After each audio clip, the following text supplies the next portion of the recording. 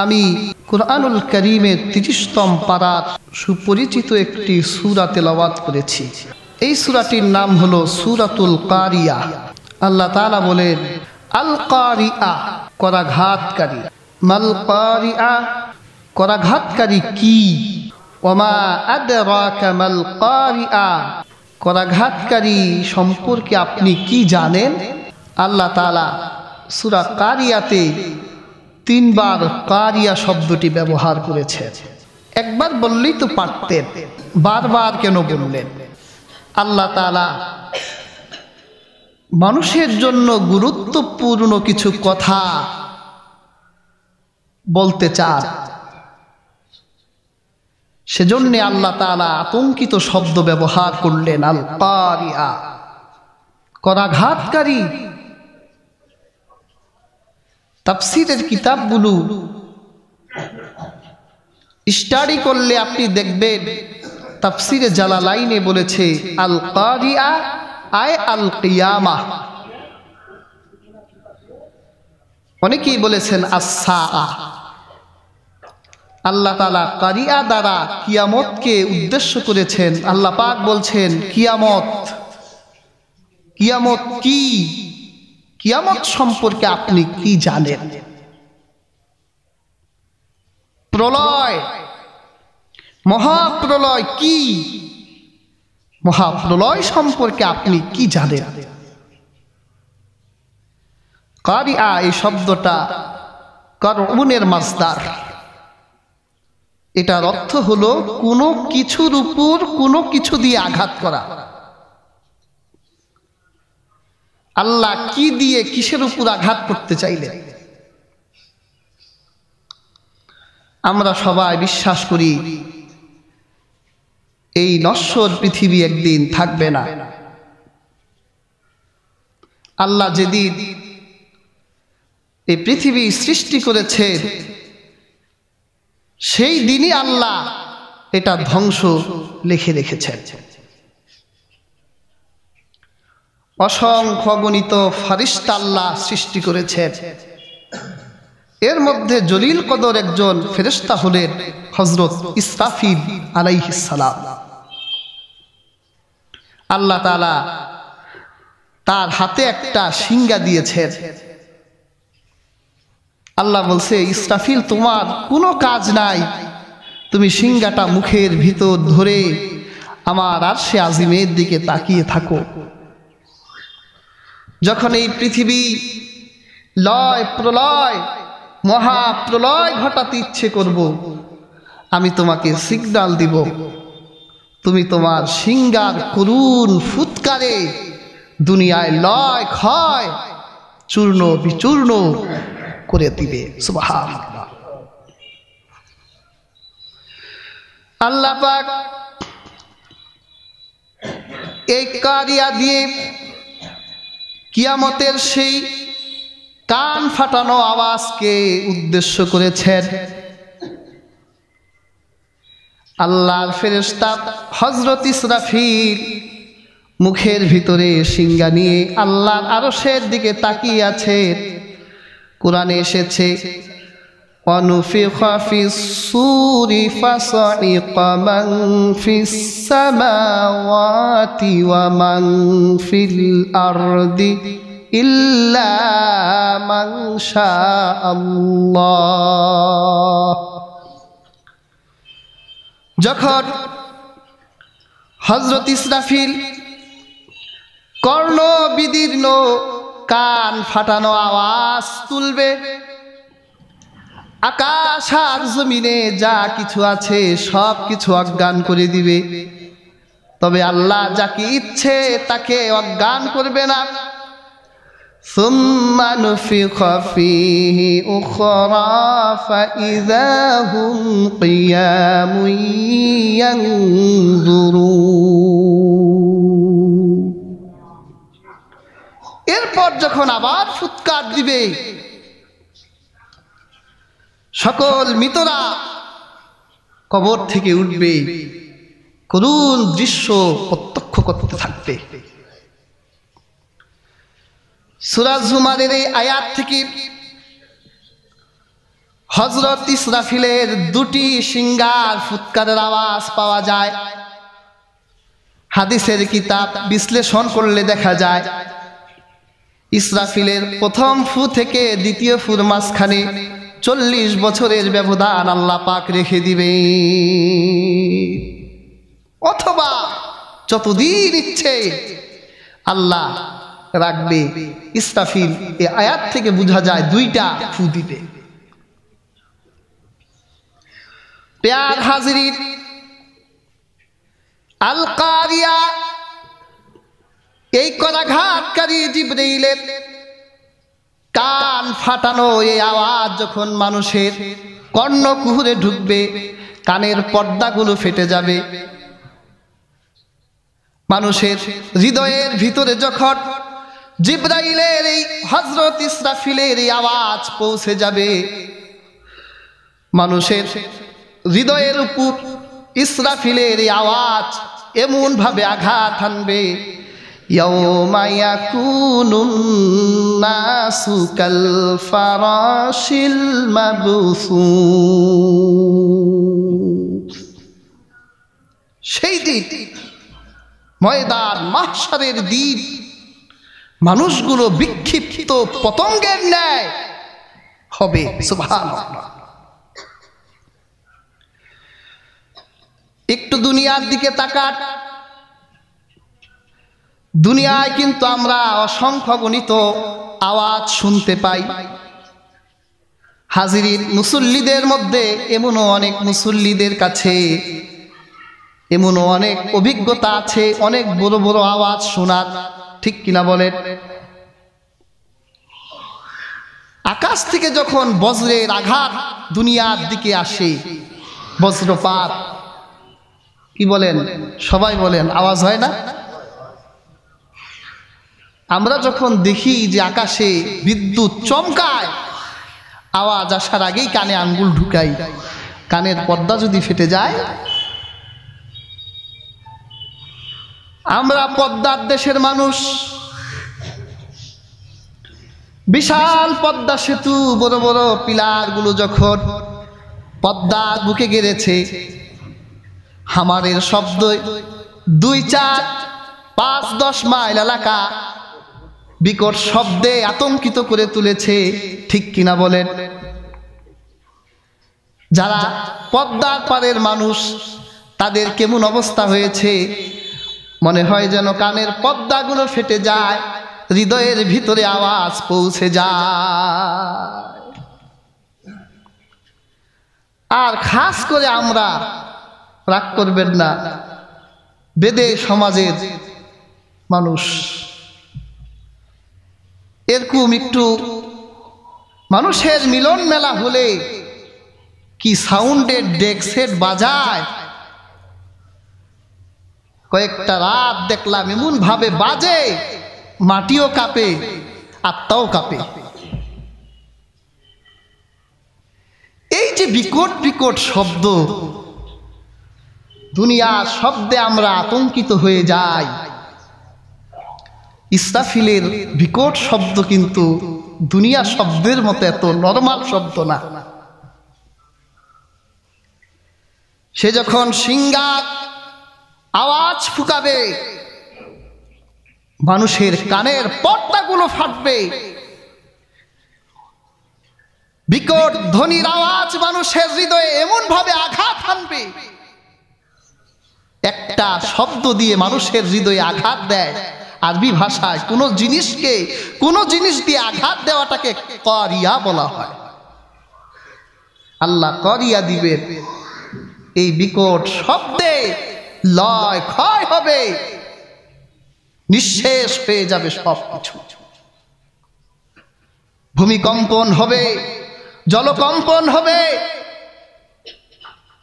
আল্লাহ ব্যাখ্যা করে, ইয়াউমা ইয়াকুনুন নাসু কাল ফারাশিল মাবসুস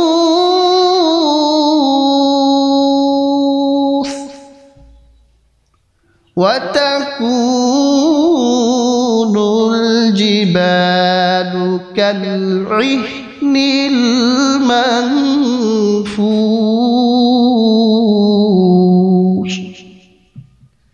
আল্লাহ পাক বলেন ময়দান মাহশারের দ্বিতীয় নাফখাতুস সানি যখন হবে, হাজার হাজার কোটি কোটি বছর ধরে মাটির নিচে কবর হওয়া সব প্রাণীগুলো কবরগুলো ফেটে যাবে। মানুষের অবস্থা সেদিন এমন হবে বিক্ষিপ্ত পতঙ্গের ন্যায়, কাল ফারাশিল মাবসুস। বিক্ষিপ্ত পতঙ্গ, বিচ্ছিন্ন পাখি পতঙ্গ। দেখবেন রাসূলুল্লাহ দৃষ্টান্ত দিয়েছেন, রাসূলুল্লাহ তার নিজের দৃষ্টান্ত দিয়েছেন, আমি হলাম আগুন প্রজ্বলনকারী ওই ব্যক্তির মতো যে আগুন জ্বালালো একটু শীত থেকে গরম নেবার জন্য অথবা কিছু রান্না করার জন্য। তখন দেখবেন পঙ্গপাল এমন কিছু পোকামাকড় আছে আগুন দেখলে আগুনের কাছে চলে আসে। তখন সে ব্যক্তি সেই পতঙ্গগুলোকে তাড়াতে লাগলো আগুনের ভিতর যাতে পড়ে না যায়। আল্লাহর হাবিব বলেন অগ্নি প্রজ্বলনকারী ওই ব্যক্তির মতো আমি, তোমরা আগুনের দিকে পড়ে যেতে চাও কিন্তু আমি তোমাদের পড়তে দেই না। হাজির দেখবেন যখন আলো জ্বলে কিছু পতঙ্গরা আলোর দিকে ধাবিত হয়। শীতের সিজন আমাদের দুষ্ট পোলাপানগুলো আলো জ্বালিয়ে র্যাকেট খেলে, অবৈধ বিদ্যুৎ নিয়ে রাষ্ট্রের সম্পদ নষ্ট করে অবৈধ বিদ্যুৎ ইলেকট্রনিক থেকে এরা সংযোগ নিয়ে দেখবেন যখন এরা র্যাকেট খেলে তখন আলো জ্বলার সাথে সাথেই ওই আলোর কাছে পাখিরা পতঙ্গগুলো পোকামাকড়গুলো হুমড়ি খায়। এরা বিচ্ছিন্ন, সবাই একদিকে না, যে যা মন চায় সেই আলোর উপর এসে পড়ছে। যখন আল্লাহ পাক ময়দান মাহশারে দুনিয়ার মানুষগুলোকে মাটির নিচ থেকে উঠাবে, মনে হবে যেন বিক্ষিপ্ত পতঙ্গের মতো মানুষগুলো দিখারা। এই পৃথিবীতে মানুষরা লক্ষ্য নিয়ে চলে, যখন মানুষের মধ্যে পেরেশানি এসে যায়, কোনো দুঃসংবাদ শুনে মানুষের লক্ষ্য ঠিক থাকে না, যেদিক মন চায় সেদিকেই দৌড় দেয়। আল্লাহ পাক বলেন কিয়ামতের এই কঠিন দিন, যেই দিন এই জমিনকে তামার জমিন বানিয়ে দেওয়া হবে, আকাশের সূর্যকে মানুষের মাথার উপর তুলে দেওয়া হবে, পাপের উপর ডিপেন্ড করে শরীরে ঘাম উঠবে। আল্লাহর হাবিবের এক সাহাবী বলেন, আল্লাহ রাসূল বলেন, মাথার উপর তিনি হাতের ইশারা করলেন পাপের কারণে এমনও হাসরের ময়দানে পাপীরা হবে তারা তাদের মাথার উপর দিয়ে ঘামের দরিয়া বইবে। এই কঠিন দিন মানুষগুলো দিকহারা, বেহুশ, দিক বেদিক হয়ে উঠবে, হাসরের ময়দানের দিকে দৌড়াবে। আল্লাহ পাক বলেন ইয়াউমা ইয়াকুনুন নাসু কাল ফারাশিল মাবসুস। মানুষগুলো বিক্ষিপ্ত পতঙ্গের ন্যায় আল্লাহর ময়দান মাহশারে আল্লাহর ইনসাফের আদালতের দিকে দিক বেদিক হয়ে বিক্ষিপ্ত পতঙ্গের মতো দৌড়াতে থাকবে। ওয়াতাকুনুল জিবালু কালইহনিল মানফুস।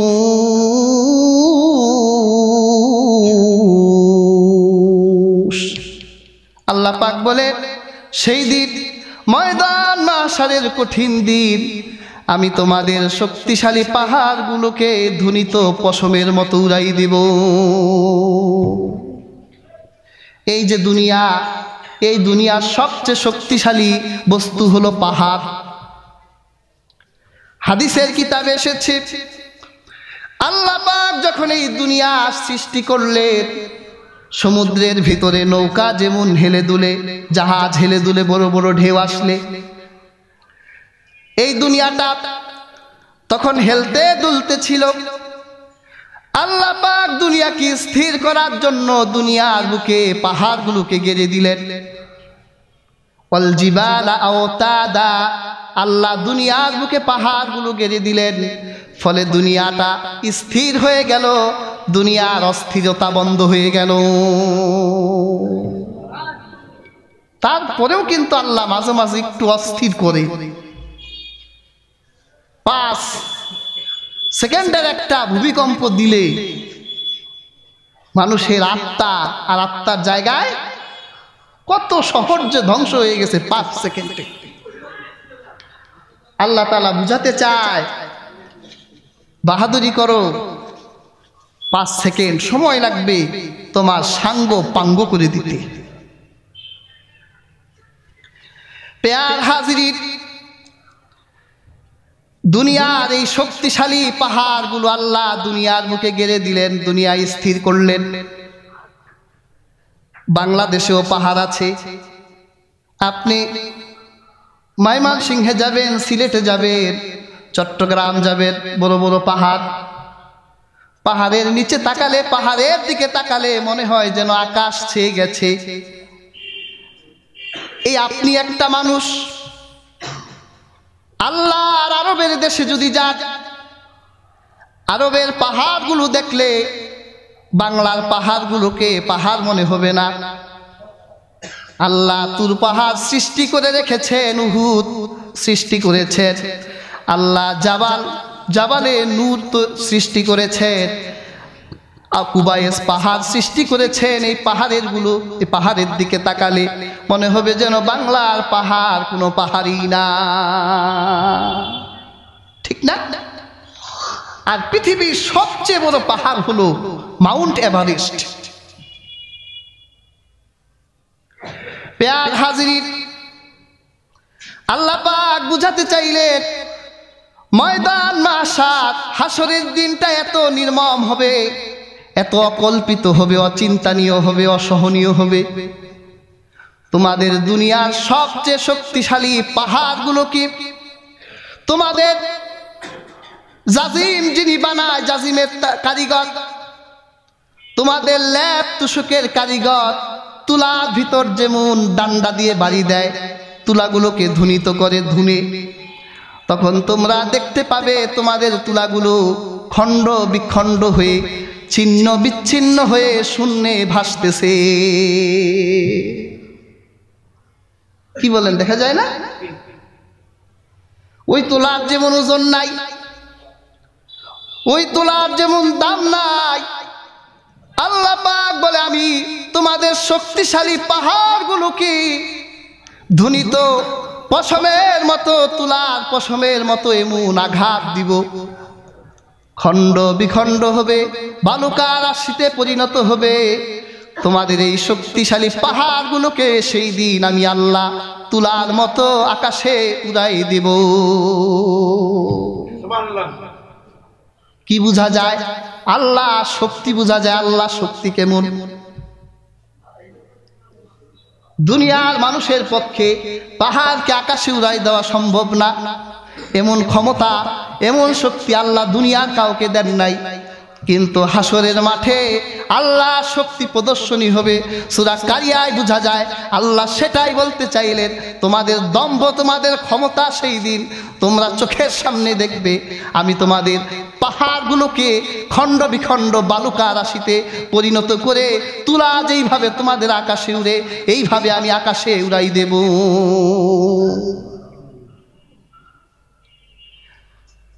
বসবে আল্লাহর ইনসাফের আদালত। মানুষগুলো আতঙ্কে সেখানে দিন গুজরান করবে। হাদিসের কিতাব এসেছে, মানুষের ভিড় এমন হবে, উপচে পড়া ভিড়, পায়ের নিচে যতটুকু জায়গা আছে এর থেকে বেশি জায়গা কেউ পাবে না।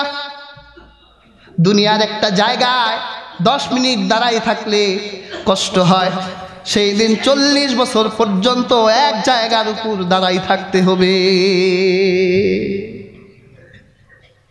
মানুষরা এত কষ্ট পাবে, মানুষরা আফসোস করে বলতে থাকবে, আল্লাহ আপনি যদি ইনসাফের আদালত প্রতিষ্ঠা না করেন তাহলে আমাদের জাহান্নামে ঢুকাই দেন।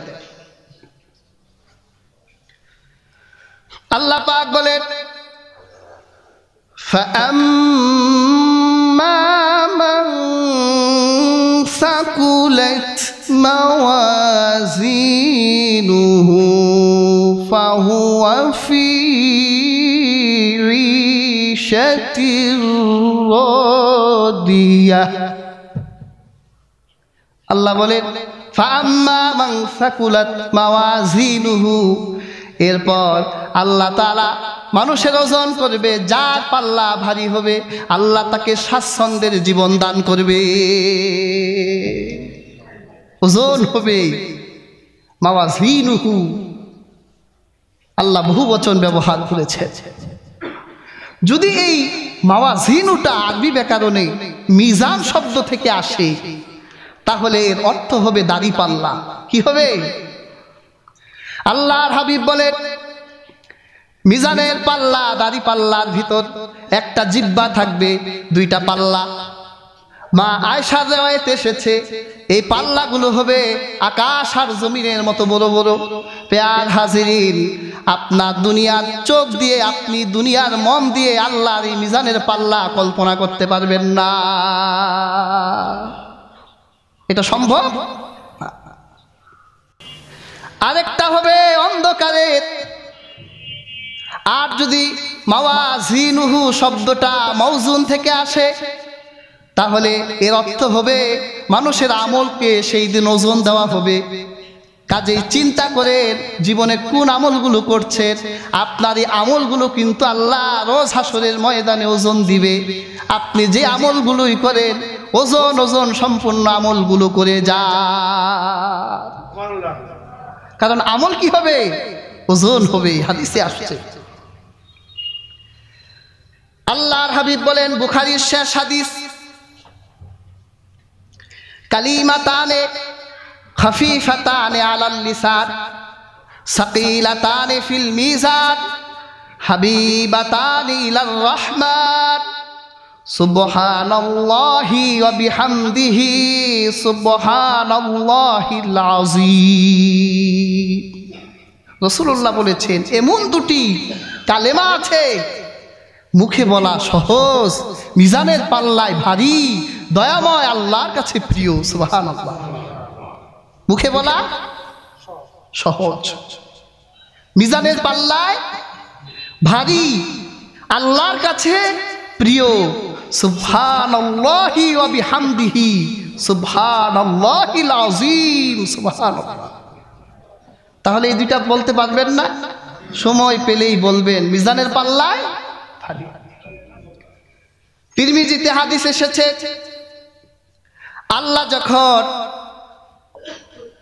মাপদণ্ড দাঁড় করাবেন, এক বান্দাকে আল্লাহ ওজন দিবেন তার জীবনের আমল। পাপ আমল ভারী হবে, আল্লাহর বান্দা জাহান্নামের দিকে যেতে থাকবে। আল্লাহ পাক ফেরেশতা দিয়ে ডেকে আনবেন বান্দাকে। ফেরেশতা বলবে, তুমি চিন্তিত হইও না, তোমার জীবনে এমন একটা আমল আছে, লা ইলাহা ইল্লাল্লাহ, এটা এখনো ওজন দেওয়া হয় নাই। আল্লাহর বান্দার নেক আমলের দণ্ডে যখন লা ইলাহা ইল্লাল্লাহ দেওয়া হবে, নেক আমলের পাল্লা ভারী হয়ে যাবে। আল্লাহর বান্দা আল্লাহর জান্নাতে প্রবেশ করবে। এই জন্য সময় পেলে বেশি বেশি বলো, লা ইলাহা ইল্লাল্লাহ, লা ইলাহা ইল্লাল্লাহ, লা ইলাহা ইল্লাল্লাহ। সেই দিন ভারী হবে। ফেরেশতারা নাম ধরে বলবে, হে হাসরবাসীরা, অমুকের পুত্র অমুক পাস। সুবহানাল্লাহ। তার সৌভাগ্য, তার আমলের পাল্লা ভারী হয়ে গেছে, সে সফলতা লাভ করলো। সুবহানাল্লাহ। কাজেই হাজিরিন, আরেক হাদিসে আসছে, আল্লাহর হাবিব বলেন, বাখ বাখ, কি মজা, কি মজা। মা আসকালাহুন্না ফিল মিজান, 5টা জিনিস মিজানের পাল্লাকে ভারী করবে। রাসূলুল্লাহ সাল্লাল্লাহু আলাইহি ওয়াসাল্লাম বলেন, তার একটা লা ইলাহা ইল্লাল্লাহ, তার একটা সুবহানাল্লাহ, তার একটা আলহামদুলিল্লাহ, তার একটা আল্লাহু আকবার।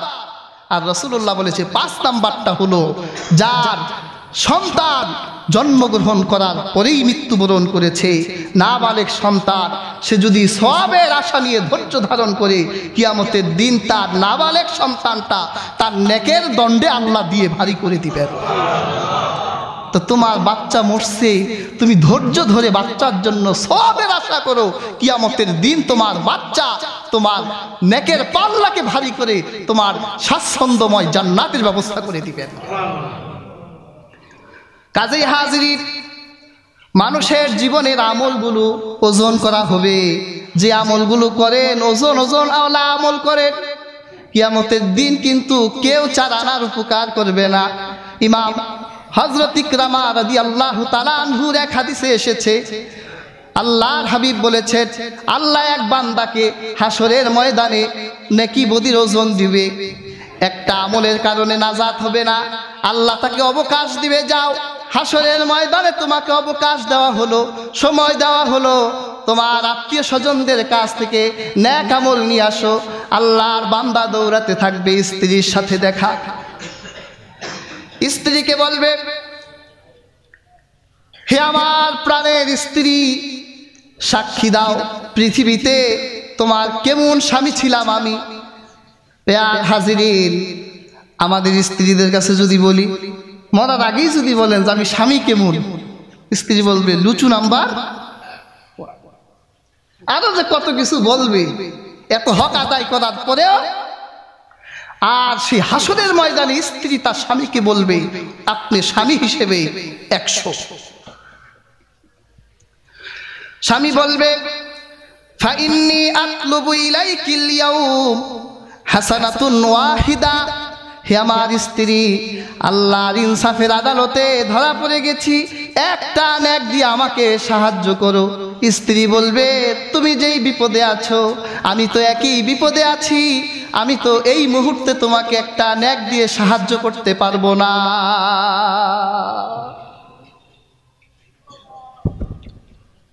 আমল করতে হবে, ওজনওয়ালা আমল। সেদিন ইয়াউমা ইউফিরুল মারউ মিন আখিহি ওয়া উম্মিহি ওয়া আবিহি ওয়া সাহিবাতিহি ওয়া বানিহি, তোমার সবচেয়ে কাছের 5টা আত্মীয় তোমার থেকে পালাবে, তোমার ভাই, তোমার বাবা, তোমার মা, তোমার স্ত্রী, তোমার সন্তানেরা। এই লোকটা তার সন্তানের কাছে গিয়ে বলবে, ইয়া বুনাইয়া আইয়ু ওয়ালিদিন কুনতু লাক, হে আমার কলিজার টুকরা সন্তান, পৃথিবীতে বাবা হিসেবে আমি কেমন ছিলাম। সন্তান বলবে, আপনি ভালো বাবা ছিলেন, তাহলে আমার কলিজার টুকরা একটা নেক আমাকে দাও। সন্তান বলবে, বাবা আপনি যেই বিপদে আছেন আমি একই বিপদে আছি, এই মুহূর্তে আমি আপনাকে নেকি দিয়ে সাহায্য করতে পারবো না। কাজেই যদি আজকের আলোচিত সূরার এই আয়াতে মাওয়াজিনুহু এর ব্যাখ্যা এটা যদি মাউজুন থেকে আসে, তাহলে এর অর্থ হবে আল্লাহ কিয়ামতের দিন আপনার আমলকে ওজন দিবে। আপনি দুনিয়ায় থাকাকালীন সময় যদি ওজনওয়ালা আমল করতে পারেন, তাহলে আল্লাহ পাক বলেছে ফাহুয়া ফি ঈশাতির রাদিয়া, সেদিন তুমি পাবে স্বাচ্ছন্দ্যময় স্থান, যেখানে তোমার জন্য আল্লাহ সকল প্রকারের আনন্দ রেখে দিয়েছেন। সুবহানাল্লাহ। দুনিয়ায় আপনি যতই আনন্দ পান, আনন্দের পরেই বেদনা আসে না? এতগুলো খেয়েছেন, খেতে খুব মজা লাগতেছে, খাওয়ার পর গ্যাস্ট্রিক, তাহলে আনন্দের পর বেদনা এসে গেছে। দুনিয়াটা এইরকমই, কিন্তু আল্লাহর জান্নাতে শুধু আনন্দ আনন্দ আনন্দ, সেখানে শুধু সালাম সালাম সালাম, শান্তি শান্তি শান্তি, সেখানে আপনি কোনো অশান্তি খুঁজে পাবেন না। একটা উদাহরণ দিই আপনাদেরকে। ছোটবেলায় দেশি বড়ই গাছ, এখন তো আর নাই, এখন সব বিদেশি ঢুকে গেছে আমাদের দেশে। দেখবেন যে ছোটবেলায় যখন দেশি বড়ই গাছ বড়ই হতো, অনেক মগ ডালে একটা বড়ই এত সুন্দর করে পেকে আছে, দেখলেই জিহ্বায় পানি আসে, আহারে বড়ইটা যদি খেতে পারতাম। তখন আপনি একটার পর একটা ঢিল মারেন, 5টা 7টা ঢিল মারছেন, কিন্তু বড়ই পড়ে না। তারপরে চুরি করে বইটা লুকিয়ে নিয়া চেষ্টা করছেন, বড়ইটা আশেপাশের বড়ই সব পড়ে, কিন্তু মনের মতোটা পড়ে না। কিয়ামত যখন আপনি আল্লাহর জান্নাতে যাবেন, তখন আপনি জান্নাতে ফল দেখতে পাবেন। ফলটা দেখে এত লোভ জন্মাবে, আহারে এই ফলটা যদি খেতে পারতাম, ঢিল মারতে হবে না, লগ্গি বৈঠা দিয়ে ওটা আপনার কষ্ট করতে হবে না। মনের ইচ্ছাটাই আপনার সুইচ, মনে ইচ্ছা করবে, আল্লাহর জান্নাতের ফলটা আপনার মুখের সামনে হাজির হবে। সুবহানাল্লাহ। এটাই তো স্বাচ্ছন্দ্য। দুনিয়ার যেই দিকে তাকান, একটা নারীর দিকে তাকালে তাকাই থাকতে মনে চায়, মনে মনে আহারে নারীটা যদি আমার হইতো। ওই নারী যদি এই কথা শুনে, আর আপনার বউ যদি শুনে, খবর আছে না? কিন্তু আল্লাহর জান্নাতে যখন আপনি একটা জান্নাতে নারীর দিকে তাকাবেন, মোবাইল হ্যাং হয়ে যায়, আপনি হ্যাং হয়ে যাবেন। 70,000 বছর পর আপনার ধ্যান ফিরবে, আপনি আশা করবেন আহারে নারীটা যদি আমার হতো। আল্লাহ বলে, বান্দা তোর জন্যই লিখে রেখেছি। এটা হলো স্বাচ্ছন্দ্য। আপনার নেকের পাল্লা যদি ভারী হয়, আল্লাহ ওয়াদা দিয়েছেন আপনাকে সেদিন আপনাকে স্বাচ্ছন্দ্যময় জীবন দান করবে।